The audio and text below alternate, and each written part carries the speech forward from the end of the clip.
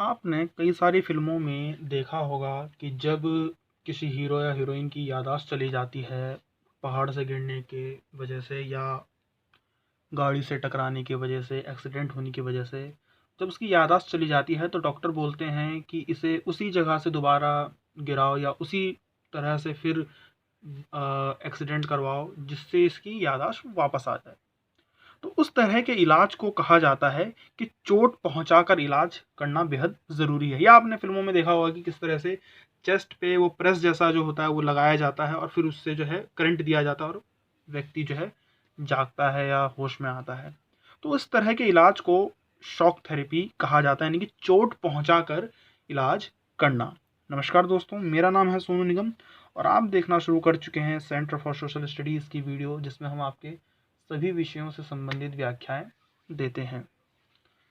Shock therapy, मैंने आपको बताया कि शॉक थेरेपी का जो शब्द जो शॉक थेरेपी इस्तेमाल किया जाता है उसका अर्थ होता है चोट पहुंचाकर इलाज करना, यानी कि आघात पहुंचाकर, आघात मतलब चोट, चोट पहुंचाकर इलाज करना, आघात पहुंचाकर उपचार करना, जबकि एनसीईआरटी में लिखा हुआ है। जो मैंने आपको कहानी बताई उस तरह से कि चोट पहुंचाकर इलाज करने के लिए डॉक्टर कहते हैं, उसी तरह से जिस तरह से पहले चोट लगी होती है, चोट लगने की वजह से याददाश्त चली जाती है। सोवियत संघ के विघटन के बाद दरअसल हुआ क्या कि जो साम्यवादी विचारधारा के जो देश थे, जो 15 देश थे जो सोवियत संघ से अलग हुए, अब उन्हें एक नया रास्ता अपनाना था। तो IMF और वर्ल्ड बैंक, जो उस समय के अंतर्राष्ट्रीय संस्थाएं हुआ करती थी, अंतर्राष्ट्रीय मौद्रिक संस्थाएं हुआ करती थी, वित्तीय संस्थाएं हुआ करती, अभी भी हैं, अभी भी सबसे बड़ी मौद्रिक वित्तीय संस्थाएं वही हैं।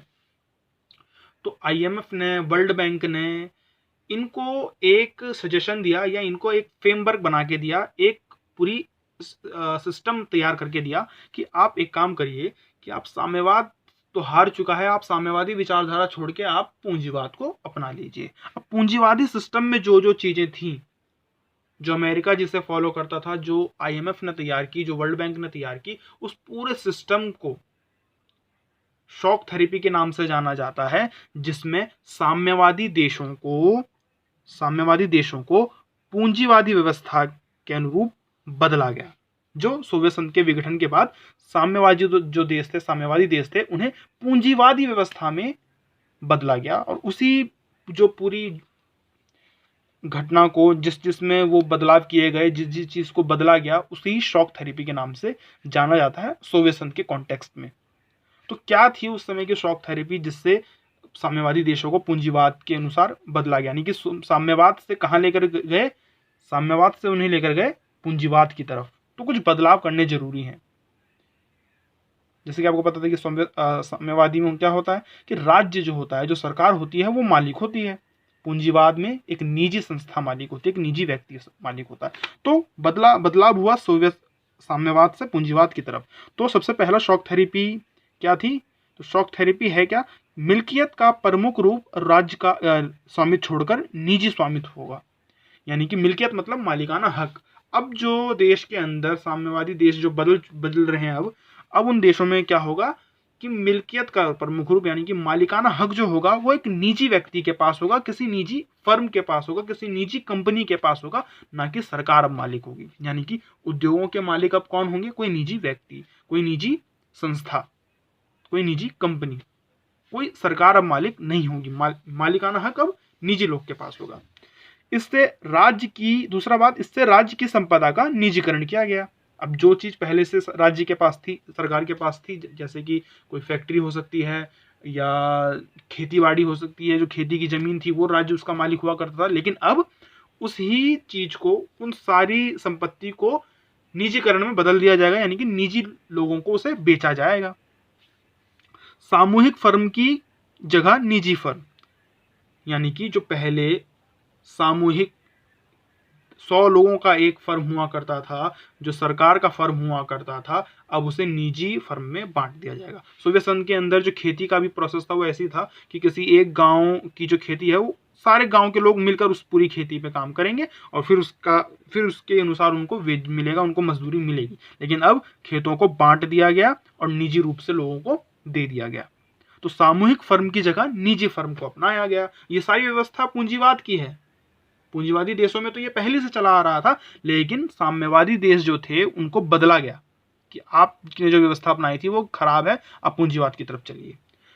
चौथी चीज, मुक्त व्यापार व्यवस्था को अपनाना। शॉक थेरेपी में ये भी था चौथी चीज कि हम मुक्त बाजार को अपनाने का मतलब ये है, मुक्त व्यापार को अपनाने का मतलब ये है कि आयात पर, निर्यात पर सरकार का कोई प्रतिबंध नहीं होगा, किसी भी तरह का नियंत्रण नहीं होगा। कंपनियां क्या बनाना चाहती हैं, क्या नहीं बनाना चाहती है, कंपनियां डिसाइड करेंगी। अगर उन्हें लगता है कि 150 रुपए किलो वाले चावल बेचकर फायदा कमाया जा सकता है, तो मुक्त व्यापार के अंदर, फ्री ट्रेड के अंदर उन्हीं चावलों को उगाया जाएगा और बेचा जाएगा। भले ही गरीब लोग उसे ना खरीद पाएं, जो 30 रुपये 40 रुपये किलो चावल खरीदते हैं वो ना खरीद पाएं, वो मर जाएं, कोई दिक्कत वाली बात नहीं है, लेकिन वही होगा जो व्यापार कहेगा, वही होगा जो मांग के ऊपर निर्भर करेगा। तो लेकिन सरकार ऐसा नहीं करती, लेकिन मुक्त व्यापार में वही होता है जिसमें लाभ कमाया जाता है। तो अब से जो व्यापार होगा वो मुक्त व्यापार की रणनीति होगी, यानी कि आयात निर्यात। कहने का मतलब है जो दूसरे विदेश से संबंध है, जो दूसरे देशों से आयात निर्यात हो रहा था, अब उसको फ्री कर दिया जाएगा, उस पर कोई टैरिफ, उस पर कोई कर नहीं लगाया जाएगा। मुद्राओं का आपसी परिवर्तनीयता, मुद्राओं की आपसी परिवर्तनीयता।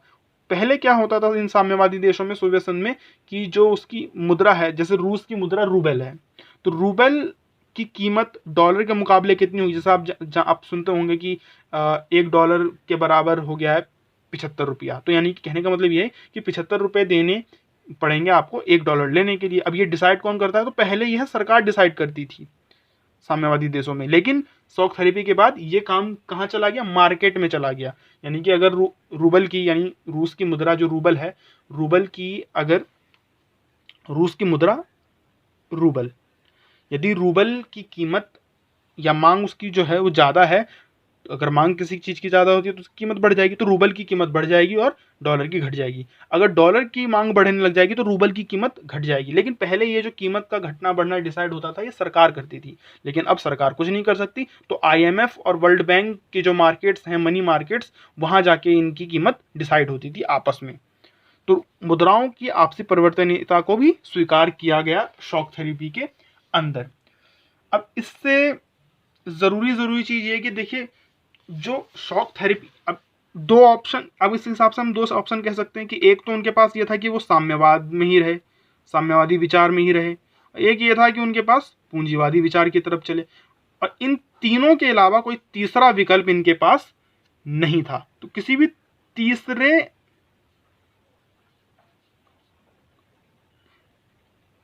तीसरे विकल्प की तरफ ये देख ही नहीं सकते थे। और साम्यवाद जो उनकी अर्थव्यवस्था को पहले खराब कर चुका था, भ्रष्टाचार इतना बढ़ गया था, तो किसी तीसरे विकल्प की इनके पास चेतना थी ही नहीं, तीसरे विकल्प की तरफ ये जा ही नहीं सकते। तो ये पूंजीवाद की ही तरफ जाना था।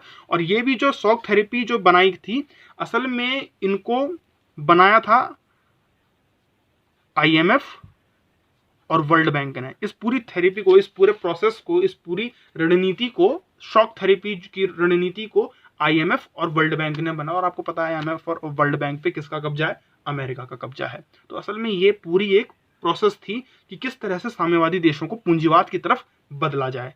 अब इस शॉक थेरेपी से हुआ ये, जैसा आपको हमने बताया कि चोट पहुंचाकर इलाज करना। अब इलाज करना था साम्यवादी देशों का, चोट पहुंचाई लेकिन इलाज नहीं हुआ। तो शॉक थेरेपी के कुछ परिणाम निकले, वो हम पढ़ेंगे। लेकिन शॉक थेरेपी के परिणाम आप पढ़ेंगे तो आपको पता चलेगा कि बहुत कष्टदायक परिणाम इसके रहे, और अर्थव्यवस्था खराब ही हुई, सुधरी नहीं। तो जितना साम्यवाद ने उसे बिगाड़ा था, जिस बुरी हालात में लेकर आए थे, पूंजीवाद में जो परिवर्तन किया गया, तो लगभग 10 साल तक वो बहुत बुरी तरह से अर्थव्यवस्था को उसने चोट पहुंचाया, जनता को काफी तकलीफ दी। तो शॉक थेरेपी के क्या परिणाम, शॉक थेरेपी के क्या परिणाम हुए जब शॉक थेरेपी अपनाई गई साम्यवादी देशों में पूंजीवाद की तरफ बदलने के लिए? तो देखिए, जब 1990-91 में जब शॉक थेरेपी अपनाई गई, तो जनता को यह दिलासा दिया गया कि आपका को इससे लाभ होगा, लेकिन जनता को इससे कोई भी लाभ नहीं मिला, और ये पूरी तरह से असफल साबित हुई। रूस का जो उद्योग था, जो रूस के अंदर जो सरकारी उद्योग थे, वो पूरी तरह से, उसका जो ढांचा था वो चरमरा गया, यानी बर्बाद हो गया, खराब हो गया। कैसे खराब हो गया? तो हो ये रहा था कि क्योंकि सरकारी फर्मों को, जो सरकार के हाथ में जो उद्योग थे वो निजी हाथ में जाने थे, तो उनको बेचा गया। 90% उद्योगों को निजी हाथों में बेच दिया या फिर किसी निजी कंपनी को बेच दिया, और बेचने के लिए जो कीमत लगाई गई वो बेहद कम थी। यहां तक कि उन्हें उसके लिए जो एनसीईआरटी में शब्द इस्तेमाल हुआ है वो हुआ है कि औने पौने दामों पर बेच दिया गया। औने पौने दाम आप समझ लीजिए कि किस दामों पे बेचा गया होगा। तो अगर मान लीजिए किसी कंपनी की कीमत है 800 करोड़ रुपए, तो उसे 4 करोड़ रुपए, 5 करोड़ रुपए में बेच दिया गया, यानी कि 1% से भी कम कीमत पे बेच दिया गया। तो इसे औने पौने दामों पर बेचा गया, और इसीलिए इस पूरे जो ये सेल चल रही थी, और ये जो असल में ये सरकार नहीं कर रही थी, आईएमएफ और वर्ल्ड बैंक कर रहा था, तो वो जिसे मर्जी उसे बेच रहा था। और इससे हुआ ये कि माफिया वर्ग उभरने लगा। हालांकि खरीदने के लिए सभी को पत्र दिए गए थे, हर एक नागरिक को पत्र दिया गया था कि आप भी इसे खरीद सकते हैं, परंतु आप जानते हैं कि गरीबी के कारण कौन खरीद सकता था उसे केवल वही खरीद सकता था जिसके पास पूंजी हो। तो लोगों ने क्या किया, अपने पत्रों को माफियाओं को बेच दिया। अब वो उससे ज्यादा कंपनी खरीद लिए, तो एक ही लोग के पास 10-10 कंपनी आ गई, और इसी को इतिहास की सबसे बड़ी गराज सेल के नाम से जाना जाता। जैसे कबाड़ी वालों में कबाड़ी वाले आवाज लगाते हैं और बेच देते हैं हम लोग किलो के हिसाब से, उस तरह से कुछ बेचा जा रहा था उद्योगों को। और इसकी वजह से बैंक कंपनियां बर्बाद हो गई रूस के अंदर, पूर्व सोवियत संघ के अंदर। यहां तक कि मैं आपको बताऊं, रूस की तो लगभग 1,500 से ज्यादा बैंक और अन्य वित्तीय संस्थाएं जो हैं वो पूरे शॉक थेरेपी के कारण दिवालिया हो गए मतलब बर्बाद हो गए। और एक बैंक था इनकॉम नाम का बैंक, वो उसके दिवालिया होने के कारण लगभग 10,000 कंपनियों के शेयर खराब हो गए। सोचे, एक बैंक के निजीकरण से, एक बैंक के दिवालियापन होने से 1000 कंपनियां बर्बाद हुई। तो इस तरह की बर्बादी पूरी शॉक थेरेपी की वजह से हुई। आगे, रूसी मुद्रा रूबल में गिरावट। रूस की मुद्रा रूबल है, अब उसकी मुद्रा में गिरावट, उसकी कीमत में गिरावट हुई। कहने का मतलब यह है कि रूस की जो मुद्रा थी, उसकी जो कीमत थी उस समय डॉलर के मुकाबले, अन्य करेंसियों के मुकाबले, वो गिर गई। गिरने का मतलब यह है कि उसकी मांग में बेहद कमी आई होगी, क्योंकि अब सरकार तो कुछ कर नहीं सकती, अब सरकार तो अपनी कीमत बढ़ा नहीं सकती, अब मांग और सप्लाई के ऊपर भी सब कुछ निर्भर करेगा, तो यानी कि मांग कम हो गई होगी। तो रूस की मुद्रा की जो कीमत थी वो बहुत कम हो गई। तो इससे हो ये रहा था कि पहले अगर उसे बाहर से कुछ मंगाने के लिए अपनी 1 रूबल देना पड़ता था, तो गिरावट आने के बाद उसे ज्यादा रूबल देने पड़ेंगे, यानी कि 2 रूबल 3, यानी कि ज्यादा पैसा फिर बाहर जाने लगा। चौथी चीज, सामाजिक कल्याण की व्यवस्था बंद हो गई, निर्धनता बढ़ी। तो जो चीज खर्च, जो सोवियत संघ में जो लोग बहुत ऐश से रह रहे थे, जो लोग को बेरोजगारी बिल्कुल नहीं थी, जिन लोगों को संडे शराब मिलती थी, फिल्म की टिकट्स मिलती थी, तो वो सारी जो सामाजिक कल्याण की व्यवस्था थी, जो उनको फ्री में इलाज, फ्री में शिक्षा मिल रही थी, उन सबको बंद करना पड़ा, और इससे निर्धनता बहुत बढ़ गई। शॉक थेरेपी, क्योंकि उनको फ्री नहीं दे सकते थे, अब सरकार जो है हॉस्पिटल को, सरकार स्कूलों को निजी हाथों में बेच रही थी। अर्थव्यवस्था गतिहीन हो गई, खाद्यान्न संकट आ, यहां तक कि जो सोवियत संघ की या रूस की जो अर्थव्यवस्था 1990 में थी, 2000 में आके सन 2000 में उसकी अर्थव्यवस्था 1990 के मुकाबले भी गिर गई थी, नीचे चली गई थी। तो अर्थव्यवस्था बिल्कुल गतिहीन हो गई थी, उसमें किसी भी तरह की वृद्धि नहीं देखी जा रही थी। और खाद्यान्न का संकट का मतलब यह है कि खाने पीने की चीज की कमी तो पहले से हो रही थी, और शॉक थेरेपी की वजह से, क्योंकि निर्यात महंगा पड़ गया, बाहर से मंगाना भी उसको महंगा पड़ गया, क्योंकि उसकी मुद्रा की कीमत घट गई थी, तो उसके खाद्यान्न के संकट भी उत्पन्न हो गए। देश के अंदर किसी भी तरह के उत्पादन को बढ़ाया नहीं जा सक रहा था, क्योंकि प्राइवेट लोग के हाथ में सब कुछ चला गया था। छठी चीज ये हुई कि जो देश आजाद हुए थे, अब कोई भी देश आजाद होता है तो उसके सामने कई सारी समस्याएं होती है। भारत भी जब आजाद हुआ था तो उसके सामने बहुत सारी समस्याएं थी। इसी तरह से सभी देशों के सामने समस्याएं होती हैं। अब जो साम्यवादी देश आजाद हुए थे, जो 15 देश जो सोवियत संघ से अलग हुए थे, आजाद हुए या अलग हुए, कुछ भी कह लीजिए, तो वहां पे जो भी नेता हुए, जो सत्ता आई, उन्होंने अपने आप को इतना मजबूत बना लिया। ज्यादातर जो देश थे वो राष्ट्रपति शासन को उन्होंने अपनाया, यानी कि उनके यहाँ पे जो सबसे सुप्रीम पावर होगी वो राष्ट्रपति के पास होगी, ना कि संसद के पास। तो कमजोर संसद बनाई और राष्ट्रपति को अधिक शक्ति दे दी। अब उन राष्ट्रपतियों ने अपने आप को 10 साल के लिए इलेक्ट कर दिया कि 10 साल तक हम राष्ट्रपति रहेंगे, 10 साल तक, 20 साल तक हम राष्ट्रपति रहेंगे। तो ऐसे में जो सत्ता है वो जो शासन है वो बहुत सत्तावादी हो गई और लोगों के ऊपर एक तरह से तानाशाही की भूमिका में आ गई। अब इसके कारण कई जगह फिर जो है परेशानियां हुई, लोकतंत्र नहीं मिला लोगों को, जबकि सोवियत संघ से आज़ादी इसलिए हुए थे कि उनको लोकतंत्र प्राप्त होगा, एक पार्टी की व्यवस्था से अलग होकर एक नया लोकतंत्र गढ़ेंगे, लेकिन वो नहीं हुआ। और कई जगह जो है राष्ट्रपतियों ने अपने आप को 10 साल के लिए अपने आप को इलेक्ट कर दिया, चुना हुआ घोषित कर दिया। बाद में 2000 के बाद, फिर 2000 के बाद जाकर जो है ये जो मैं शॉक थेरेपी के परिणाम की नकारात्मक ही हैं, कुछ इसके सकारात्मक परिणाम नहीं निकले। हाँ, आप ये कह सकते हैं कि फिर 10 साल बाद यानी कि लगभग 2000 के बाद के सालों में रूस की और अन्य जो देश थे, कजाकिस्तान, तुर्कमेनिस्तान, उज्बेकिस्तान, इनके अर्थव्यवस्था ने फिर इसके बाद जो है वो संभलना शुरू किया। और वो भी इसलिए क्योंकि इन सारे देशों के पास तेल का, गैस का काफ़ी भंडार है, तो बेच बेच कर इन लोगों ने कुछ कमाना शुरू किया। बाकी शॉक थेरेपी क्या है और शॉक थेरेपी के क्या परिणाम है, वो ये इससे ज़्यादा आपको कुछ नहीं लिखना पड़ेगा। और अगले वीडियो में हम आपको इस चैप्टर को अंत कर देंगे, जिसमें हम सोवियत संघ, जो पहले के जो सोवियत संघ था, जो पहले जो ये पूर्व जो ये सोवियत साम्यवादी जो देश थे जो आज़ाद हुए थे सोवियत संघ से, इनके साथ भारत के क्या संबंध हैं और सोवियत संघ के साथ भारत का कैसा संबंध था, वो हम चर्चा करेंगे। इस वीडियो में इतना ही।